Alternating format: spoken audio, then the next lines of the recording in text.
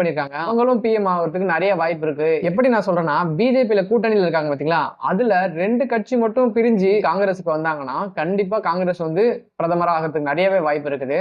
அப்படி ஒரு விஷயம் நடக்கிறதுக்கு வாய்ப்பு இருக்குன்னு சொல்றாங்க. அவங்களும் பேசிட்டு இருக்கேன், நாங்க அந்த 2 கட்சிகிட்ட பேசியிருக்கோம் அப்படின்னு சொல்லி காங்கிரஸ் தலைமையில சொல்லியிருக்காங்க. தமிழ்நாட்டுல பார்த்தோம்னா மொத்தம் 40 சீட்டு, 40 சீட்டுமே டிஎம்கே தான் வின் பண்ணியிருக்குது.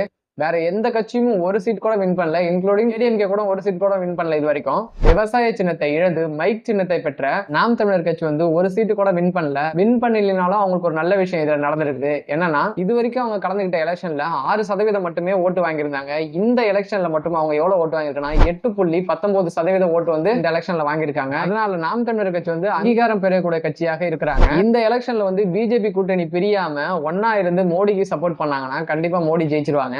அப்படி இல்ல பிரிஞ்சு காங்கிரஸ் கட்சி பக்கம் போனாங்கன்னா கண்டிப்பா காங்கிரஸ் ஜெயிச்சிருவாங்க. இந்த மாதிரி இன்ட்ரெஸ்டிங் அண்ட் யூஸ்ஃபுல்லான வீடியோ பார்க்க நம்ம சேனல் சப்ஸ்கிரைப் பண்ணி வச்சுங்க. ஓகே, பாய் மக்களே.